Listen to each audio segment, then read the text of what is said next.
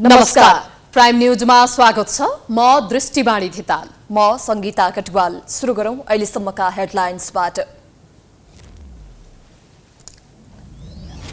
महाभियोग सिफारिस समितिमा राणाको कडा प्रतिवाद, निलम्बनको औचित्य सकिएको जिकिर, नेतादेखि न्यायाधीश र बारका पूर्व पदाधिकारीप्रति गम्भीर आरोप।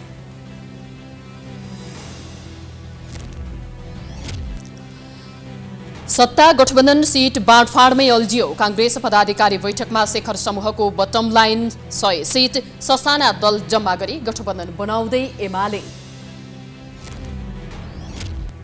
नागरिकता विधेयक विधान व्यवस्थापन समितिबाट हुबहु पारित, एमाले राख्यो फरक मत। विधेयकबारे राष्ट्रपतिले गरिन् माओवादी अध्यक्ष प्रचण्डसँग छलफल। दशैं आउन 1 महिना बाँकी रहँदा पनि देशका प्रमुख राजमार्गको हालत उस्तै। धेरै ठाउँमा राजमार्ग पहिरोको मारमा चुस्त दुरुस्त राख्न सरकारी निकाय असफल। चन्द्रगिरीमा मेयर सहित कर्मचारी एवं स्वार्थ समूहको मिलेमत्तोमा कवाडीमा 5 करोड भन्दा बढी घोटाला। कर्मचारीलाई दोष लगाएर पन्छिन खोज्दै मेयर गिरी। पूर्व सोभियत नेता मिखाइल गोर्बाचेभको 91 वर्षको उमेरमा निधन। राष्ट्रसङ्घका महासचिव लगायत विश्वभरबाट श्रद्धाञ्जली व्यक्त। र नेपालको टी20 अन्तर्राष्ट्रिय क्रिकेटको वरियता फेरि खस्कियो। 15औं स्थानबाट 16औंमा पुगेपछि विश्वकपमा छनौट हुन कठिन।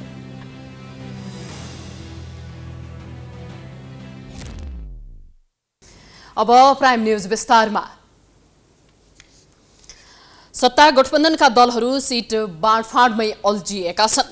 सीट बाँडफाँडका लागि बनाएको कार्यदलको आज बिहान बसेको बैठक पनि निष्कर्ष निकाल्न सकेन। कांग्रेसले प्रतिनिधि सभामा कम्तीमा 95 देखि 100 सीटको दाबी र माओवादी केन्द्रले 50 देखि 60 सीट दाबी गरेका कारण सहमतिमा सकस देखिएको छ।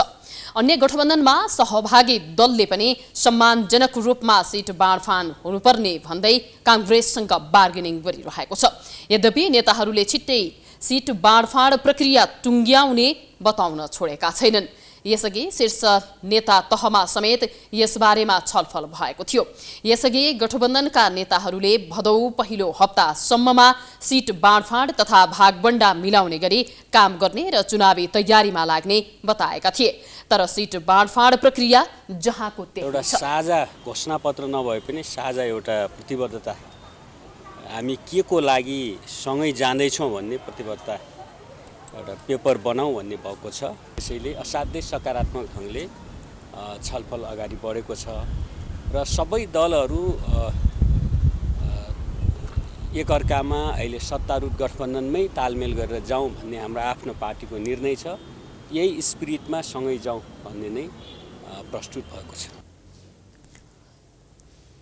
कांग्रेस सभापति देउवालाई 5 दलीय गठबन्धनलाई मिलाएर लाने चुनौती भइरहेका बेला पार्टीमा असन्तुष्ट समूहले कम्तीमा सीट बाँडफाँडमा 100 सीट भन्दा तल नझर्न सभापति देउवालाई दबाब दिइरहेका छन्। बुधबार बसेको पदाधिकारी बैठकमा शेखर समूहले आफ्नो समूहलाई संसदीय निर्वाचनमा सम्मानजनक सीट उपलब्ध गराउन पनि सभापति देउवालाई दबाब दिएका छन्। सधैँ अरूलाई अदालतको कठघरामा उभ्याउँदै आएका निलम्बित प्रधान न्यायाधीश चोलेन्द्र शमशेर जबरा आज भने आफै संसदीय समितिको कठघरामा उपस्थित भए। महाभियोग सिफारिस समितिमा करिब 3 घण्टा बिताएका जबराले प्रश्नको सीधा जवाफ दिने भन्दा पनि राज्य सञ्चालकदेखि न्यायालयका विशिष्ट व्यक्तिहरूप्रति गम्भीर आरोप लगाए। एक रिपोर्ट। संसदमा प्रधान न्यायाधीश चोलेन्द्र शमशेर राणा विरुद्ध दर्ता भएको महाभियोग प्रस्तावलाई प्रक्रियामा लैजान जसरी विलम्ब गरियो, त्यसै गरी निलम्बित प्रधान न्यायाधीश चोलेन्द्र शमशेर राणालाई आज संसदीय महाभियोग सिफारिस समितिमा बोलाउन उनको बयान लिन पनि त्यसै गरी विलम्ब गरिएको छ। 1 घण्टा 40 मिनट उनलाई कुराइएको छ। बयान दिनका लागि निलम्बित प्रधान न्यायाधीश चोलेन्द्र शमशेर राणा सङ्घीय संसद सचिवालयको काठघरमा ठीक 11 बजे अर्थात् बोलाइएको समयमै उपस्थित भएका थिए। तर 1 घण्टा 40 मिनट कुराएर अर्थात् 12 बजेर 40 मिनटमा मात्रै उनको बयान लिन प्रारम्भ गरिएको थियो। समिति सदस्यहरूका 43 र नेपाल बार एसोसिएसनका 21 गरी 64 प्रश्न हातमा लिएर तयारी अवस्थामा बसेका समिति सदस्यहरूले जबराबाट करिब 3 घण्टामा 4वटा प्रश्नको जवाफ मात्रै लिन सके। त्यो पनि सिधा प्रश्नको सिधा जवाफ होइन, सत्तापक्ष प्रतिपक्ष तत्कालीन बारका पदाधिकारी तथा पत्रकारहरूलाई नै विभिन्न आरोप लगाई आफू आरोपबाट उम्किन खोजे जबराले। उहाँले बार एसोसिएसन, पूर्व न्यायाधीशहरू, पूर्व प्रधान न्यायाधीशहरू, नेपालका सबै राजनीतिक दलहरू सबैप्रति प्रश्न उठाउनु भएको छ होइन।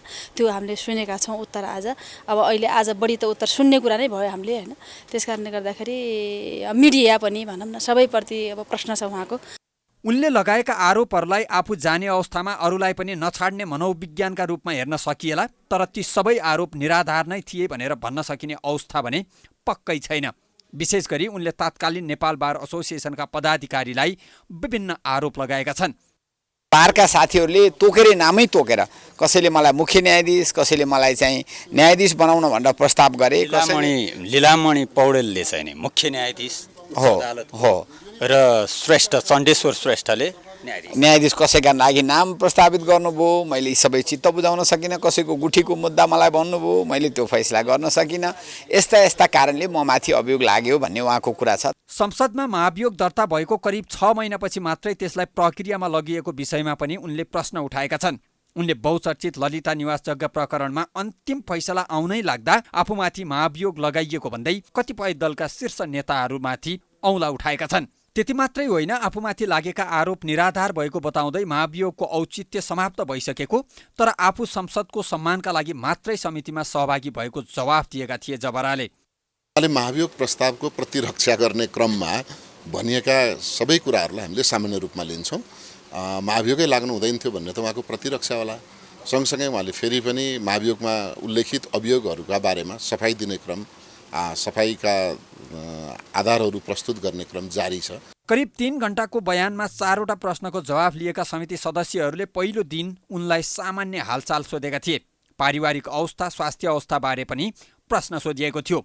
उनी प्रश्नको जवाफ दिन सक्ने अवस्थामा छन् कि छैनन् भनेर पनि प्रश्न सोधिएको थियो। पहिला त उहाँको नाम, थर, ठेगाना, त्यस पछाडि उहाँको परिवारको सङ्ख्या, उहाँको परिवारजनमा कतिजना छन् र उहाँको रिलेटिभ को छन्, त्यो कुराहरू सोधियो। उहाँको स्वास्थ्य अवस्था के छ त्यो कुराहरू हैन, उहाँले प्रश्नको जवाब दिन सक्ने अवस्थामा हुनुहुन्छ कि हुनुहुन्न, त्यस्ता कुराहरू सोधियो। अहिले तयार पारिएका प्रश्न र थप नयाँ प्रश्नको समेत जवाफ लिने गरी बिहिबार फेरि उनलाई बयानका लागि समितिमा बोलाइएको छ। राणाको बयानमै थप 3-4 दिन लाग्ने बताइएको छ। यसरी हेर्दा समितिले तयार पारेको कार्यतालिका अनुसार निर्धारित समय सीमामा काम नसकिनेमा सबै समिति सदस्यहरू सहमत छन्। निर्वाचनको मिति नजिकिएसँगै सांसदहरू छिटो प्रक्रिया टुङ्ग्याएर आफ्नो निर्वाचन क्षेत्रमा गइहाल्नुपर्ने हतारोमा छन्। तर समितिमा 3 घण्टा बिताएका निलम्बित प्रधान न्यायाधीश चोलेन्द्र शमशेर राणाले आज पहिलो दिनको बयानमा 4वटा प्रश्नको मात्रै जवाफ दिएका छन् र 4वटा प्रश्नको जवाफ दिँदै गर्दा उनले सत्तापक्ष, प्रतिपक्ष, नागरिक समाज, कानुन व्यवसायीहरू र आम सञ्चार माध्यम सबैलाई नै आरोपित गरेका छन् र नैतिकताको घेरामा उभ्याएका छन्। एकातर्फ उनी आफै आरोपित छन् भने अन्यलाई पनि आरोप लगाएका छन्। यसरी हेर्दा यो विषय थप जटिल बन्ने त छँदैछ। यसले समय पनि निकै नै लिने सङ्केत देखा परेका छन्। प्राइम टाइम्स एचडीका लागि क्यामेरामा अर्जुन भण्डारीका साथमा केशवराज जोशी, काठमाडौँ। निलम्बित प्रधान न्यायाधीश चौलेन्द्र शमशेर जबरा विभिन्न क्रियाकलापले पहिलादेखि नै विवादमा थिए, तर मन्त्रीमण्डलमा समेत भाग खोजेपछि उनी थप विवादित भएका हुन्। विवाद बढ्दै गएपछि राणामाथि महाअभियोग दर्ता भयो। महाअभियोग दर्ता भएसँगै निलम्बनमा परेका हमालमाथि छानबिन भने 6 महिनापछि मात्रै सुरु भयो। न्यायालयलाई निष्पक्ष र स्वतन्त्र राख्न नसकेको, अदालतमा बिचौलियालाई प्रशय दिएको, अदालतलाई अस्थिर बनाएको लगायतका आरोप लगाई कार्तिकको दोस्रो हप्तादेखि सर्वोच्च बार र नेपाल बार एसोसिएसनको नेतृत्वमा निरन्तर आन्दोलन भइरहेको थियो। करिब 4 महिनाको आन्दोलनको दबाव त थियो नै, त्यसमाथि उनले निरन्तर सरकारसँग बार्गेनिङ गरेपछि सत्ता पक्षका सांसदहरूले उनी विरुद्ध महाअभियोग प्रस्ताव दर्ता गराएका थिए। तर उनले आफूमाथि लागेको सबै आरोपको खण्डन गर्दै आएका थिए।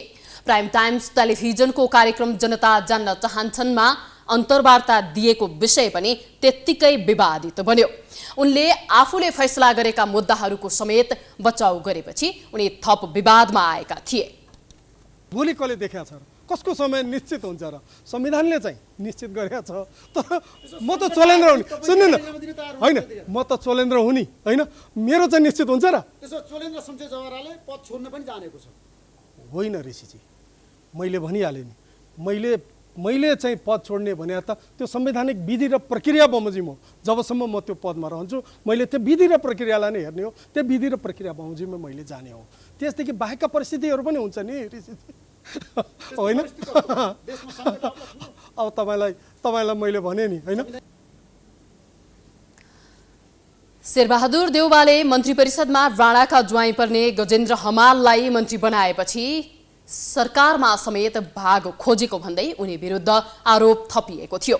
बयानका लागि समितिमा उपस्थित भएका राणाले आफू विरुद्ध लागेका सबैले आफूसँग दुश्मनी साधेको आरोप लगाएका छन्।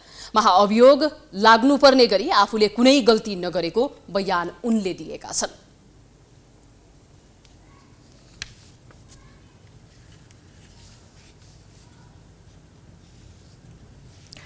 नेकपा एकीकृत समाजवादीका अध्यक्ष माधव कुमार नेपालले गठबन्धनभित्र आफूहरूको अवमूल्यन गर्न खोजिएको गुनासो गरेका छन्। पार्टी निकट युवा संघ नेपालको चुनाव केन्द्रित महाकाली मेची अभियान उद्घाटन कार्यक्रममा बोल्दै नेपालले आफूहरूलाई अपमान गर्न खोजिएको बताएका हुन्। अपमान सहेर कसैको निम्ति भर्याङ मात्र बन्नका लागि गठबन्धन नगर्ने नेपालको भनाइ छ। अध्यक्ष नेपालले राष्ट्रिय राजनीतिमा आफूहरूले खेलेको भूमिकाको अवमूल्यन गर्न खोजिएको बताए। 5 दलीय गठबन्धन सँगसँगै हातेमालो गर्दै हामी अघि बढौँ। तर हामीले गठबन्धन गर्दाखेरि हाम्रो पार्टीलाई जुन हिसाबले नेपालको राजनीतिमा अगाडि बढाएका छौँ यो कुरालाई राष्ट्रिय राजनीतिमा जुन भूमिका हामीले खेल्दै आएका छौँ त्यसलाई कसैले पनि नजरअन्दाज नगरौँ। यो कुरालाई म समयमा भन्न चाहन्छु। भदौ 24 गतेसम्म चल्ने अभियानको पार्टी कार्यालय तिनकुनेमा अध्यक्ष नेपालले नेपालको झण्डा र पार्टीको झण्डा हस्तान्तरण गरेर शुभारम्भ गरेका हुन्। जनतामा सकारात्मक सन्देश प्रवाह गर्दै राजनीतिप्रति उत्साह बढाउने, युवा पलायनलाई रोक्ने तथा भ्रष्टाचार विरुद्ध आवाज उठाउने र समाजवादी यात्रामा आम जनसमुदायलाई लामबद्ध हुन प्रेरित गर्ने सन्देश प्रवाहको लागि अभियान सुरु गरिएको समाजवादीले जनाएको छ।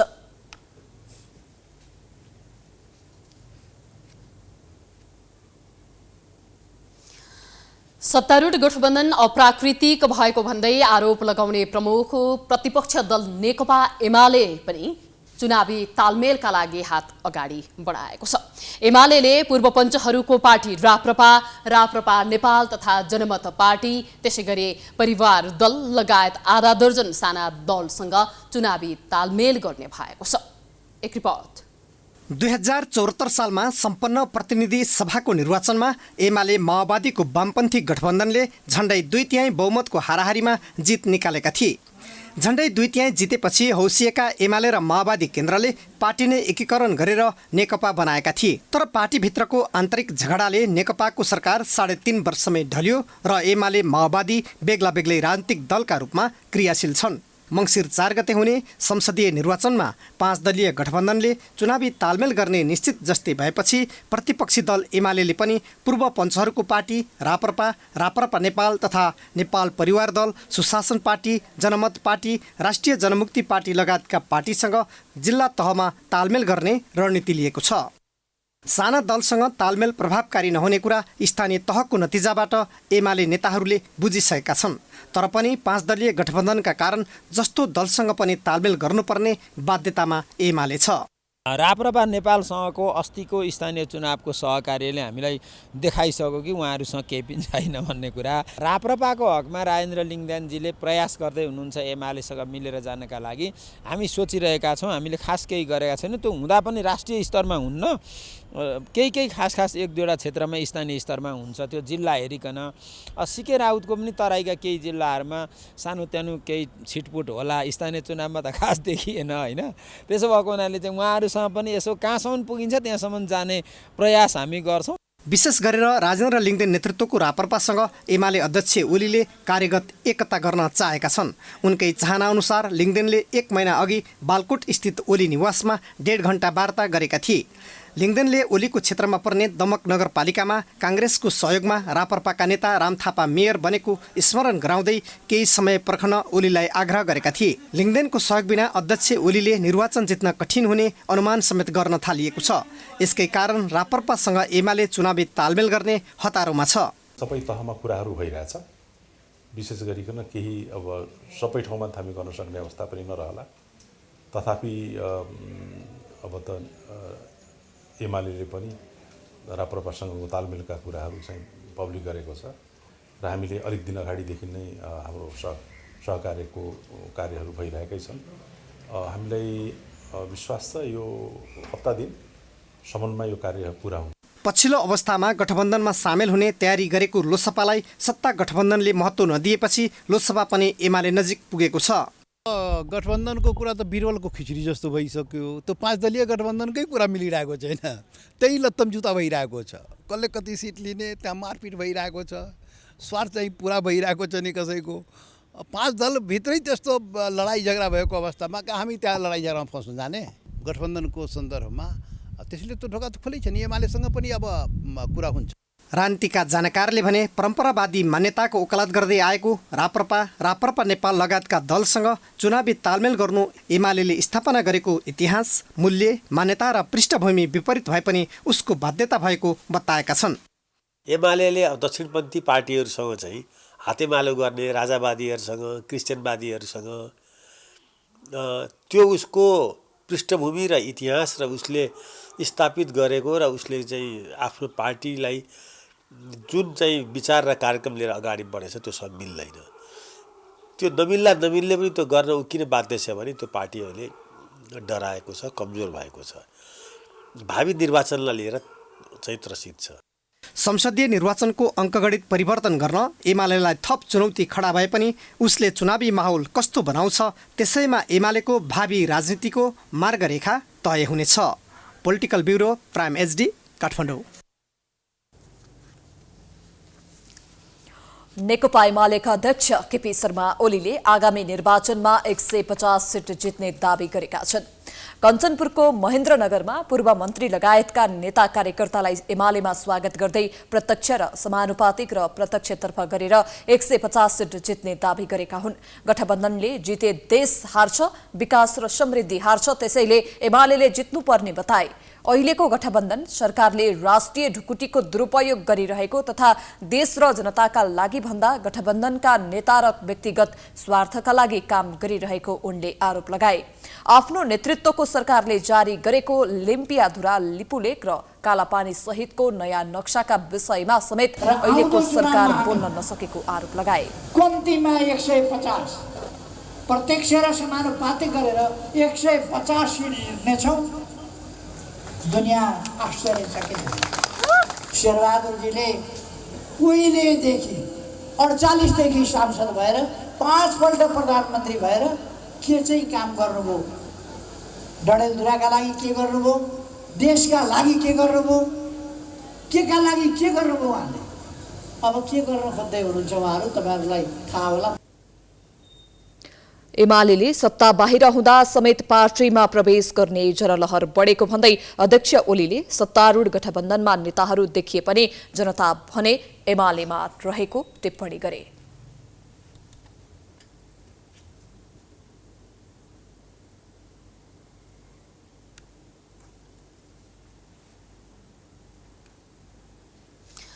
राष्ट्रिय सभाको विधायन व्यवस्थापन समितिले नेपाल नागरिकता पहिलो संशोधन विधेयक 2079लाई बहुमतले पारित गरेको छ। सिंहदरबारमा बुधबार बसेको समिति बैठकले विधेयक बहुमतले हुबहु पारित गरेको हो। बैठकमा 5 जना सांसदहरूले फरक मत राखेका थिए। फरक मतलाई समेत समावेश गर्ने गरी उक्त विधेयक पारित भएको हो। त्यसअघि छलफलमा भाग लिँदै एमाले सांसद भगवती न्यौपानेले बहुमतका आधारमा विधेयकलाई पारित गर्न खोजिएको भन्दै आपत्ति जनाएकी थिइन्। संविधानमा उल्लेख भए बमोजिमको नागरिकता प्रदान गर्ने गरी विधेयकलाई पारित गर्नुपर्ने उनको भनाइ छ। कम्तीमा संविधानको धारा 11 को 6 बमोजिम दिउँ न त, त्यो अनुसार कानुन बनाउन त हाम्रो रिक्वेस्ट त्यहाँ हो। त्यसैले यो एकदम चाहिँ पेलेर ठेलेर बहुमत छ हामी छौँ के अरे भन्ने आशयबाट चाहिँ व्यक्त गर्नुभएको छ। त्यसैले लुगा लाउने कुरा गर्नुहुन्छ भने देखिया छ राष्ट्रियताका लुगा, एमसीसीमा कस्तो लुगा लाउनु हो पनि देखियो, नागरिक र विधेयकमा कस्तो कपडा लाउनु खोज्दै हुनुहुन्छ पनि देखिया छ। त्यस्तै सांसद देवेन्द्र दाहालले राष्ट्रपतिबाट आएको सुझावहरूलाई समेत समावेश गरेर विधेयकलाई अघि बढाउनु पर्ने बताए। 7 वर्षपछि मात्रै वैवाहिक अङ्गीकृत नागरिकता पाउनुपर्ने उनको तर्क छ। नेपाली नागरिकसँग वैवाहिक सम्बन्ध कायम गरेकी विदेशी महिलाले नेपाली नागरिकता लिन चाहेमा कानुन बमोजिम नागरिकता लिन सक्नेछिन्। त्यसको लागि वैवाहिक सम्बन्ध कायम गरेको मितिबाट 7 वर्षपछि मात्र नेपालको वैवाहिक अङ्गीकृत नागरिकता प्राप्त गर्न सक्नेछिन्। तर नेपालको नागरिकता प्राप्त गर्ने प्रक्रिया अगाडि बढाउँदा आफू जुन देशमा जन्म भएको त्यो देशको नागरिकता त्याग गरेको प्रमाण पेश गर्नुपर्नेछ। बैठकमा गृहमन्त्री बालकृष्ण खाँडले नागरिक ऐनलाई संशोधन विधेयक 2075 र नागरिक ऐनलाई संशोधन अध्यादेशको आधारशिलामा नै नयाँ विधेयक ल्याइएको बताएका छन्। उनले लाखौं नागरिकता विहीनलाई नागरिकता दिने ध्येयका साथ नै विधेयक तयार गरिएको बताए। राष्ट्रपतिबाट आएको सुझावहरूका बारेमा संविधान नै संशोधन गर्नुपर्ने देखिएको उनको भनाइ छ। विवाह गरेको वैवाहिक अङ्गीकृतको बारेमा चाहिँ उल्लेख गरेका थिएन, अहिले पनि हामीले उल्लेख गरेका थियौँ र कतिपय सामान्य राष्ट्रपतिजीको सन्देशमा हामी कुराहरूलाई संविधान संशोधन गर्नुपर्ने नै अवस्था छ। त्यो हामी सबैको चाहिँ ठहर नै हो। विधायन समितिबाट पारित भएसँगै अब उक्त विधेयक राष्ट्रिय सभाबाट पनि पारित गर्ने तयारी गरिएको छ।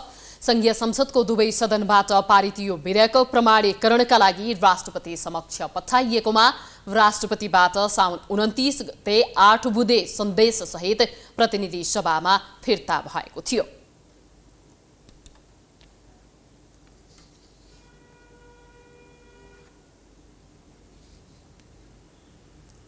नागरिकता विधेयकका सम्बन्धमा राष्ट्रपति विद्यादेवी भण्डारी र नेकपा माओवादी केन्द्रका अध्यक्ष पुष्पकमल दाहालबीच भेटवार्ता भएको छ। पार्टीका नेताहरू सहित दिउँसो राष्ट्रपति विद्यादेवी भण्डारीलाई भेट्न सिताल निवास पुगेका दाहालले नागरिकताको समस्या हल गर्न पुरानै कुरालाई राखेर विधेयक ल्याएको बताएका थिए। छलफलमा राष्ट्रपतिले नागरिकता विधेयकमा आफ्नो चासोबारे कुरा राखेकी थिइन्। विशेष गरी वैवाहिक अङ्गीकृतलाई नागरिकता दिन समय तोक्ने विषय नराखेकोमा भण्डारीले दाहालसँग असन्तुष्टि जनाएकी थिइन्। जवाफमा दाहालले आफ्नै अग्रसरतामा राज्य व्यवस्था तथा सुशासन समितिमा रहेको नागरिकता सम्बन्धी विधेयकमा वैवाहिक अङ्गीकृतमा 7 वर्षे प्रावधानको व्यवस्था राखिएको बताएका थिए। उक्त विधेयक अगाडि बढाउन आग्रह गर्दा पनि तत्कालीन प्रधानमन्त्री केपी शर्मा ओलीले संसदमा टेबल नगरी 5 महिना अड्काएको दाहालको आरोप थियो। संसद विघटनपछि ल्याइएको अध्यादेशमा पनि वैवाहिक अङ्गीकृतको विषय समावेश नभएको र राष्ट्रपतिबाट उक्त अध्यादेश तत्काल स्वीकृत गरिएको भन्दै दाहालले अहिले यो विषयलाई धेरै राजनीतिकरण गर्नु उचित नहुने धारणा राखेको उनको सचिवालयले बताएको छ।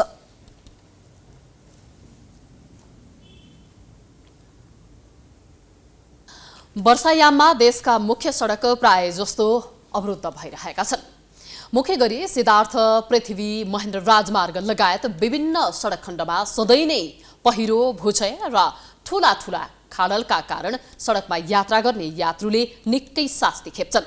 यो वर्ष पनि दशैं आउनका लागि थोरै समय बाँकी छ, तर सडकको अवस्था भने नाजुक नै छ। एक रिपोर्ट। दशैं आउन 1 महिना मात्रै बाँकी छ, तर सडकको अवस्था भने नाजुक छ। सडक विभागले नेपालका हरेक सडक खण्डको मर्मत एवं सम्भार गर्न नसक्दा यात्रुहरूले सधैँ शास्ति खेपिरहनु परेको छ। नेपालका अधिकांश सडकमा बाढी पहिरो भूक्षय जस्ता प्रकोप आई सडक घण्टौसम्म अवरुद्ध हुने विषय नौलो रहेन। पृथ्वी राजमार्ग, नारायण मुगलिन सडक खण्ड, मौरी खोला सडक खण्ड, सिद्धबाबा सडक खण्ड जस्ता कैयौं सडक खण्ड हरेक वर्ष अवरुद्ध हुने गर्छ। यही वर्ष पनि पृथ्वी राजमार्ग 18 घण्टासम्म अवरुद्ध भयो। त्यति मात्र होइन, मौरी खोला र मुगलिन नारायणघाट सडक खण्ड पनि कैयौं घण्टा अवरुद्ध भयो। यो वर्ष पनि दशैं नजिकिसक्यो, तर सडकको अवस्था नाजुक छ। चालकहरूका अनुसार अहिले पनि सडकको अवस्था उस्तै छ। विभागले सडकलाई सहज रूपमा सञ्चालनमा ल्याउनका लागि कुनै तयारी थालेको देखिएको छैन। बाटोको अवस्था पूर्ण जीर्ण रूपमा छ नि, जताततै हेरेर खाल्टे खाल्टो छ, त्यसलाई सहज भएको छैन। यसो बेला बेला यसो ठाउँमा चाहिँ यसो पानी नभएर माटो हालिदियो त धेरै राम्रो हुन्थ्यो होला। हेर्नुहोस् गाडीको चाहिँ एकदम नोक्सान छ। यतातिर हेर्नु पर्दाखेरि गाडीको दायाँ बायाँ ठोकेर होइन भिर पहिरो, जब कि हामीलाई 1 घन्टामा आउने बाटोमा 4 घन्टा कुर्नुपर्छ, कहिले 10 घन्टा लाग्छ। यसको लागि चाहिँ सरकारले अलिकति ध्यान आकर्षण गर्नुपर्ने भयो र चालकहरू बिहानदेखि यहाँबाट हिँडेर जान्छ, त्यहाँ गएर रोकिन्छ, 10 बजे भात खान रामनगर पुग्छ, रामनगर जानलाई भोलिपल्ट उज्यालो हुन्छ पहिरो खसेर। यसको लागि चाहिँ सरकारले अलिकति हेर्नुपर्ने भयो। सडक अवरुद्ध भएकै कारण आम नागरिकले निकै समस्या भोग्नु परेको छ। अझ दशैंको बेलामा यात्रुको चापका कारण बालबालिका एवं वृद्ध वृद्धलाई अत्याधिक समस्या हुने गर्छ। बाटो कहीँ भत्केको बिग्रेको है पहिरोले गरेको दुःख भयो, एकदम दुःखले नै आइयो। अब जानी पनि अब दुःखै लागेको छ। पूर्वबाट आउँदाखेरि बाटोहरू बिग्रे अब धेरै दुःख शास्ति हुन्छ। जाममा धेरै बस्न पर्छ, 6-7 घन्टा लाग्ने बाटोमा अब 12-13 घन्टा नै बस्न पर्छ। धेरै गाह्रो छ। अब खै अब के भने, अब सडक विभागहरूले बनाउँदैन होइन, हेर्दैन, अब त्यही हो, खाल्टाखुल्टीहरू धेरै छन्। तर सडक विभाग भने यो वर्ष कुनै पनि सडक खण्डमा ठूलो समस्या नभएको बताउँछ। दशैं पूर्व नै सानातिना समस्या भएका सडकलाई मर्मत सम्भार गरिने भन्दै विभागले आश्वासन देखाउँछ, जबकि दशैं आउन 1 महिना मात्र बाँकी छ। हामीले जस्तो यो वर्ष अब हामी तुरुन्त परिपत्र गर्छौँ र दशैं अघि चाहिँ एकदमै ठुल्ठुलो मेन्टेनेन्स बाहेक जुन सामान्य खाल्डा परेर पनि यात्रुलाई अप्ठ्यारो नहोस् भनेर चाहिँ सामान्य खाल्डाहरू पुर्ने र 1 राउन्ड सडकहरूलाई मेन्टेन गरेर दशैंको लागि चाहिँ आवागमन सजिलो होस् भन्ने हेतुमा त्यो उद्देश्य लिएर चाहिँ हामीले काम गर्छौँ वर्ष पनि। विभागले यस्तो बताए तापनि वास्तविकता भने फरक छ। अहिले सडक अवरुद्ध भई यात्रुले शास्ति खेप्नु परेको प्रशस्त उदाहरण छन्। विभागले सडक प्रयोगकर्तालाई शास्ति नहुने गरी समयमै प्रबन्ध मिलाउन जरुरी छ। दशैं आइसक्यो तर देशभरको सडकको अवस्था उस्तै छ। यात्रुहरूको सहज यात्राका लागि पनि सडक विभागले देशभरका सडकको उचित मर्मत एवं सम्भार गर्नु आवश्यक देखिन्छ। क्यामेरामा राजेश ढकालका साथमा सुष्मन विश्वकर्मा, प्राइम एसटी, ललितपुर। दशैं आउन पनि 1 महिना मात्र बाँकी छ। दशैं आएसँगै हरेक सडक खण्डमा यात्रुको चाप बढ्छ। सोही विषयलाई मध्यनजर गर्दै हामीले सवारी साधनका चालकलाई सडकको अवस्था कस्तो छ भनी प्रश्न गरेका छौं। हेरौं उनीहरूको प्रतिक्रिया आजको आम विचारमा।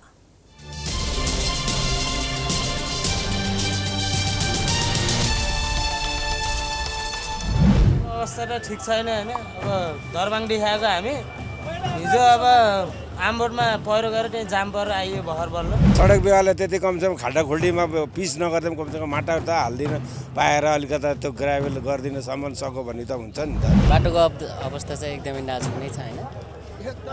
एकदमै नारायणघाट मुगलिन त्यो सडक खण्डमा पहिरोले गर्दा अलिकति गाह्रो नै भइरहेछ। सडक विभागले बाटो नबनाउँदाखेरि हामीले दुःख पाउने हैन, दुर्घटना बढी हुने, अब ढिलो हुने, अब मान्छेहरू होइन, अब हरेक ठाउँमा मान्छेहरू अब दुर्घटना भएर मर्ने। 2 घन्टा लाग्ने ठाउँमा 6 घन्टा लाग्छ अरे पुग्नलाई। फेरि मुगलिन नारायणघाटदेखि मुगलिनसम्म फेरि 4 दिन 5 दिन लाग्दिन्छ पहिरो गरेर पुग्ने बेलामा। आज पनि हामी 3 बजे आइपुगेको जाम भएर। जाम परिन्छ, आज पनि 4-5 घन्टा जाम परिरहेको, प्रायः जाम भइरहेको छ। अब जाम भयो भने खोल्नलाई चाहिँ त्यस्तै 4-5 घन्टै लाग्छ कि। हामीलाई त साह्रो जानु पाए त पेसेन्जरलाई टाइममा पुर्याउनु पाए त हामीलाई खुसी नि होइन र भन्नु त। हामी पनि टाइममा पुग्यो, आधी रातसम्म बाटोमा जाममा बस्ने, अनि आधी रातबाट गाडी चलाउँदा हाम्रो हालत के हुन्छ भन्नु त।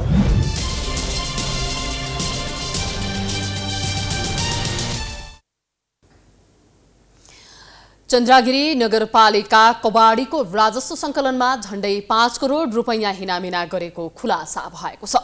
वस्तु र तौल नै फरक पारेर नगरपालिका कर्मचारी र अधिकारीहरूले 11 महिनाको अवधिमा करोडौं रुपैयाँ घोटाला गरेको पाइएको हो, जसको तथ्य र प्रमाण प्राइम टिभीले खुलासा गरेको छ। एक रिपोर्ट। चन्द्रागिरी नगरपालिकाका कर्मचारी र अधिकारीहरूले सेटिङ मिलाएर कबाडीको करमा करोडौं रुपैयाँ भ्रष्टाचार गरेको पाइएको छ। फलामलाई कागज र प्लास्टिकमा बदलेर उनीहरूले झण्डै 5.5 करोड रुपैयाँ घोटाला गरेको नगरपालिकाले लुकाएको डकुमेन्ट प्राइम टिभीले गोप्य स्रोतबाट प्राप्त गरेको छ। जुन डकुमेन्टमा उनीहरूले वस्तुको नाम र तौल नै परिवर्तन गरेर झन्डै 5.5 करोड रुपैयाँ घोटाला गरेको पाइएको छ। 2077 सालको चैतदेखि 2078 को माघसम्म 11 महिना चन्द्रागिरीले कवाडीको कर सङ्कलन गरेको थियो। काठमाडौँ उपत्यकाका 18 नगरपालिकाको संयुक्त बैठकले चन्द्रागिरीलाई कवाडी कर सङ्कलन गर्ने जिम्मेवारी दिएको थियो। तर मेयर घनश्याम गिरीको इसारामा यस नगरपालिकाका कर्मचारीले कवाडीको कर मात्रै उठाएका छैनन्, त्यसबाट करोडौं रुपैयाँ समेत झ्वाम पारेका छन्। कवाडी बोकेको ट्रकसँग प्रति केजी 2 रुपियाँका दरले उठेको राजस्व बैंकमा दाखिला गर्दा जम्मा 50 पैसा मात्रै गरेका छन्। यसरी 11 महिनामा हजारौं ट्रिप कवाडीबाट उनीहरूले करोडौं रुपैयाँ घोटाला गरेका छन्। यसरी मेयर गिरीकै इसारामा चन्द्रागिरी नगरपालिकाका कर्मचारीले कवाडीमा समेत 5.5 करोड रुपैयाँ भ्रष्टाचार गरेको भेटिएको छ। उनीहरूले रकम चाहिँ कसरी हिनामिना गरे यो हेर्नुहोस्। 2078 असार 14 गते ना 5X3672 नम्बरको ट्रक 13,040 किलो पुरानो फलाम लोड गरेर आएको थियो। कवाडी कर उठाउन बसेका चन्द्रागिरी नगरपालिकाका कर्मचारीले यो ट्रकसँग फलामकै कर अर्थात् प्रति केजी 2 रुपियाँका दरले 26,080 रुपैयाँ उठाए। पुरानो फलाम बापतको कर भनेर उनीहरूले 1177 नम्बरको रसिदमा बकाइदासँग उल्लेख पनि गरेका छन्। यो हेर्नुहोस्। अब यो पुरानो फलाम बोकेको ट्रकको विवरण बैंकमा रकम दाखिला हुँदासम्ममा कवाडी टिनामा रूपान्तरण भएको छ र चन्द्रागिरी नगरपालिकाका कर्मचारीले सो कवाडीबाट प्रति केजी 50 पैसाका दरले जम्मा 6,520 रुपैयाँ मात्रै उठेको भनेर बैंकमा दाखिला गरेका छन्। यसरी उनीहरूले फलामलाई टिना बनाएर एउटा ट्रकबाट मात्रै 19,560 रुपैयाँ झ्वाम पारेका छन्। हेर्नुहोस् रसिदमा भएको वास्तविक विवरण र बैंकमा दाखिला गर्दाको विवरण। उठाउने रकम एउटा र बैंकमा दाखिला गर्ने रकम अर्को। यो घटना एक दिनमा आउने झन्डै 50 ट्रक कवाडी मध्ये एक ट्रिपको मात्रै हो। चन्द्रागिरी नगरपालिकाका कर्मचारीले 11 महिनाको अवधिमा सयौं पटक यसरी तौल र सामानै हेरफेर गरेका छन्। दर्शकबिन, चन्द्रागिरी नगरपालिकाले कवाडी सङ्कलन गरेर जोख्ने थलो यही हो। यहाँ खास गरी जति पनि कवाडीका सामानहरू सङ्कलन गरिन्छ र ती ट्रकहरूमा लोड भइसकेपछि यहाँ वेट गरिन्छ। हामी जहाँ उभिराखेका छौँ र यहाँ वेट गरेपछि त्यसको परिणामका आधारमा यो राजस्वमा दाखिला गरिन्छ। यहाँ वेट गर्दा आएको वेट र देखाइएको वा भनौँ चढाइएको रकम एक खालको हुन्छ, तर यो फेरि जति रकम यहाँ उठेको हुन्छ त्यो वास्तविकतामा पर्दैन र त्यसलाई लुकाएर अर्कै खालको बिल बनाइन्छ र यसरी घोटालाको सुरुवात यही बिन्दुबाट हुन्छ। कवाडीबाट करोडौं रुपैयाँ घोटाला गरेका चन्द्रागिरी नगरपालिकाका कर्मचारी र अधिकारीहरू यतिखेर तैचुप मैचुप भएर बसेका छन्। उनीहरू कवाडीको क समेत उच्चारण गर्न चाहँदैनन्। कतिसम्म भने यस विषयमा जवाफ माग्दा मेयर घनश्याम गिरी बोल्दिन, केही फरक पर्छ भनेर उल्टै जङ्गिए। निकै आनाकानीपछि हामीसँग बोलेका उनले कर्मचारीलाई दोष लगाए र आफू उम्किन खोजे। हामीले यसलाई यकिन ढङ्गले जुन अहिले कुरा उठिरहेको छ त्यो यकिन मैले अहिले पनि गर्न सकिरहेको छैन, किनकि यो चाहिँ मैले आफूले पनि अनुसन्धान गर्नुपर्ने विषय भएको छ। त्यसले सम्बन्धित प्रशासनमा बसेर, सम्बन्धित राजस्व शाखामा बसेर र सम्बन्धित कर्मचारी बसेर नगर रसिद अनुसारको ब्याङ्क दाखिला भएछन् भने त्यो ब्याङ्क दाखिला नभएको, जसबाट नभएको हो त्यसको असुल पर हामी नगरपालिका उसबाट गर्छौँ। मेयर अन्जान पल्टे पनि स्वयं नगरपालिकाका केही कर्मचारीहरू उनकै इसारामा यो सबै भएको दाबी गर्छन्। यस सम्बन्धी विस्तृत विवरण सहितको खुलासा कार्यक्रम खबर अन्वेषणमा हेर्न सकिनेछ। कथाकार पत्रकार बबिता बस्नेतको नियात्रा संग्रह समक्ष साँच्चै लोकार्पण गरिएको छ। राजधानीमा आज आयोजित एक कार्यक्रमका बीच लेखाकी आमा बुबाले किताब लोकार्पण गरेका हुन्। लोकार्पण कार्यक्रममा बोल्दै प्रथम गभर्नर हिमालय शमशेर राणाले समक्ष साक्षी ट्राभल डायरी भएको बताउँदै पठनीय र सृजनशील रहेको उल्लेख गरे। यात्राकार बस्नेतले समयको सम्मान कसरी गर्नुपर्छ भन्ने सन्देश आफूले राणाबाट पाएको बताउँदै आफ्नो किताबको बारे विशिष्ट व्यक्तित्वबाट टिप्पणी सुन्दा हर्ष विभोर भएको बताए। त्यो समयको सम्मान गर्न मैले उहाँबाट सिकेँ हैन। मलाई लाज लाग्यो 2-3 पल्ट भनेपछि एकपल्ट चाहिँ मैले के भने हजुर हामी त अलिकति ढिलो ढिलो हुन्छौँ, ट्राफिक जाम हुन्छ, हजुरलाई त केही हुँदैन भनेर सोधेँ मैले। सोद्धाखेरि उहाँले के भन्नुभयो भने त्यस्तो बेलामा अलिकति टाइम राखेर हिँड्नुपर्छ। समय भनेको चाहिँ यस्तो ठुलो कुरा हो कि त्यो त लिडरसिपको एउटा एउटा मुख्य उनी यो समय हो भन्नुभयो कि समयको पालना चाहिँ एउटा लिडरसिपको सबैभन्दा पहिलो गुण हो भनेर उहाँले मलाई भन्नुभयो। समय साक्षी नियात्रा व्यावसायिक कामको सिलसिलामा विभिन्न देश भ्रमण गर्दा देखेका र भोगेका घटना तथा स्मरणहरूको सङ्गालो हो। लेखक बस्नेतको किताब समक्ष साक्षी बुक हिलले बजारमा ल्याएको हो। अब बिजनेस न्यूज।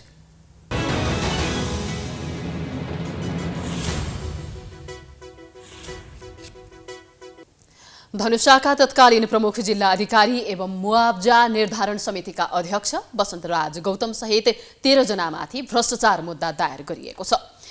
सार्वजनिक सम्पत्ति हानि नोक्सानी गरी भ्रष्टाचार गरेको ठहर गर्दै अख्तियार दुरुपयोग अनुसन्धान आयोगले बुधबार विशेष अदालतमा मुद्दा दायर गरेको हो। अदालतले धनुषाका तत्कालीन सिडिओ गौतम गुठी संस्थान शाखा कार्यालय धनुषाका तत्कालीन कार्यालय प्रमुख राजबाबु पाण्डे, सहायक प्रशासक, वरिष्ठ लेखा सहायक समेत गरी 13 जना उप आरोप पत्र दायर गरेको हो। धनुषाको भरतपुर गाविस अन्तर्गत नेपाली सेनाका लागि अधिग्रहण भएको गुठीको स्वामित्व रहेको जग्गामा कृत्य मोही कायम गरी मुआवजा वितरण गरी भ्रष्टाचार गरेको उनीहरू विरुद्ध उजुरी परेको थियो।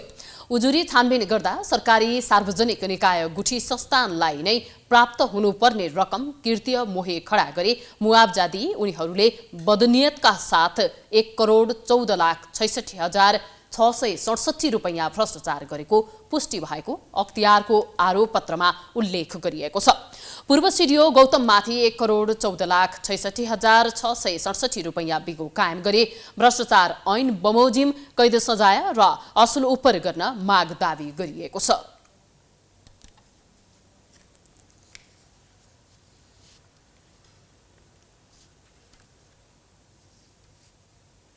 गभर्नर महाप्रसाद अधिकारीले सम्पत्ति शुद्धिकरणका लागि आवश्यक कानून निर्माणमा ढिलाइ गर्न नहुने बताएका छन्।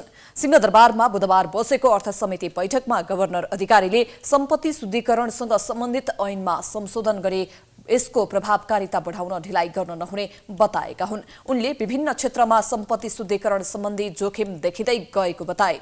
बैंकिङ क्षेत्र नै कालो धनलाई शुद्धिकरण गर्ने माध्यम देखिएकाले राष्ट्र बैंकले कडाई गरेको बताए।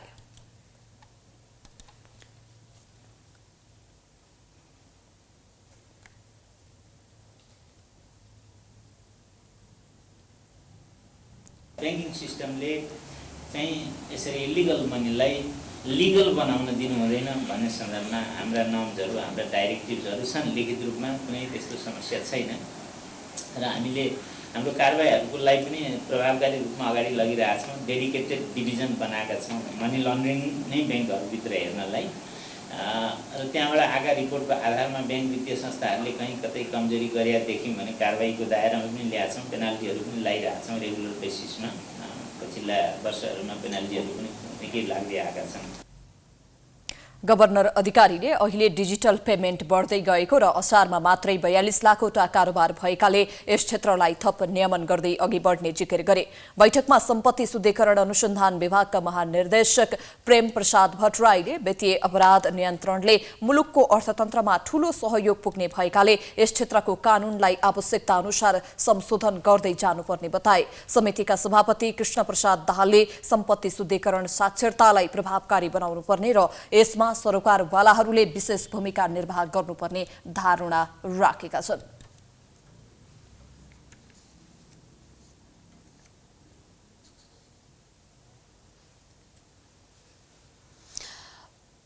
प्यारासुट नेचुरल स्याम्पूले सँगीसँग तीज विशेष कार्यक्रम आयोजना गरेको छ। गत सोमबार आयोजना गरिएको उक्त कार्यक्रम स्याम्पूको 1 महिने लामो श्रावण विथ सङ्गी नामक मार्केटिङ अभियानको विस्तारित रूप हो। कार्यक्रम स्याम्पूसँग आबद्ध रही स्याम्पूको मार्केटिङ यात्रामा विशेष योगदान पुर्याइरहेका महिला इन्फ्लुएन्सर, कपाल विशेषज्ञ र पार्लरप्रति आभार प्रकट गर्न तथा महिला सम्बन्धलाई प्रगाढ बनाउने ध्येयका साथ गरिएको थियो। प्यारासुट नेचुरल स्याम्पूको ब्रान्ड एम्बेसडर आँचल शर्माको विशेष आतिथ्यमा आयोजना गरिएको कार्यक्रममा विभिन्न रमाइला गतिविधिहरू समावेश गरिएको थियो। कार्यक्रममा थप रोमाञ्चकता थप्नका निम्ति कपाल बाट्ने, चुरा मिलाउने जस्ता प्रतियोगिताहरूको आयोजना गरिएको थियो।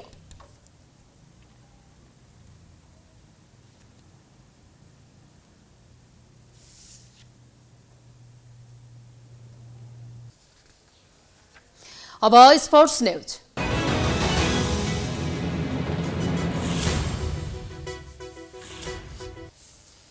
नेपालको टी20 अन्तर्राष्ट्रिय क्रिकेटको वरीयता घटेको छ। अन्तर्राष्ट्रिय क्रिकेट परिषद आईसीसीले अपडेट गरेको नयाँ वरीयता अनुसार नेपालको टी20 वरीयता 1 स्थान घटेको हो। नयाँ वरीयतामा नेपाल 16औं स्थानमा झरेको छ। अघिल्लो वरीयतामा नेपाल 15औं स्थानमा रहेको थियो। वरीयता घटेसँगै नेपालको सन् 2024मा वेस्ट इन्डिज र अमेरिकामा आयोजना हुने टी20 विश्वकपमा सिधै छनौट हुने सम्भावना कठिन बन्दै गएको छ। सन् 2024को टी20 विश्वकपमा वरीयताको शीर्ष 11 टोलीले सिधै विश्वकपमा स्थान बनाउनेछन्। एक दिवसीयमा नेपाल 19औं स्थानमा रहेको छ। यस्तै टी20 को नयाँ वरीयतामा कुशल भोर्तेलको वरीयता 1 स्थान सुधार भएको छ। नयाँ वरीयतामा कुशल 48औं स्थानमा उक्लिएका छन्। अलराउन्डरतर्फ दिपेन्द्र सिंह ऐरी 9औं स्थानमा यथावत रहेका छन्। ब्याटिङतर्फ दिपेन्द्र 53औं स्थानमा यथावत रहेका छन्। बलिङतर्फ नेपालका कप्तान सन्दीप लामिछाने 56औं स्थानमा यथावत रहेका छन्। यो सँगै हामी समाचारको अन्त्यमा आइपुगेका छौं। जाँदा जाँदै हेडलाइन्स पुनः एकपटक। महाभियोग सिफारिस समितिमा राणाको कडा प्रतिवाद। निलम्बनको औचित्य सकिएको जिकिर। नेतादेखि न्यायाधीश र बारका पूर्व पदाधिकारी प्रति गम्भीर आरोप।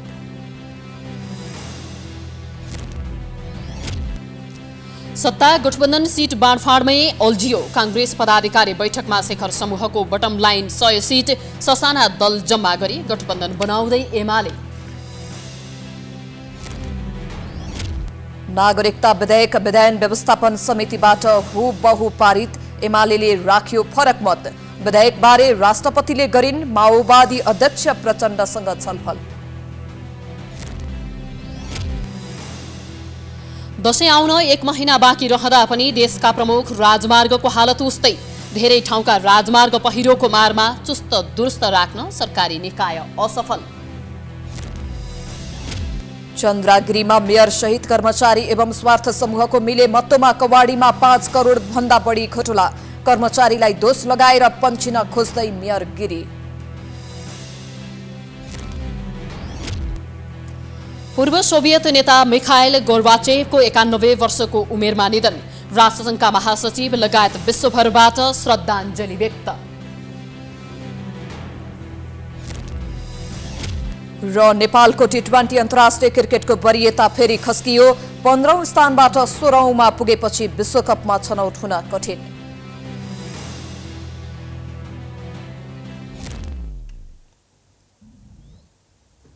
प्राइम न्यूज अहिलेलाई सकियो।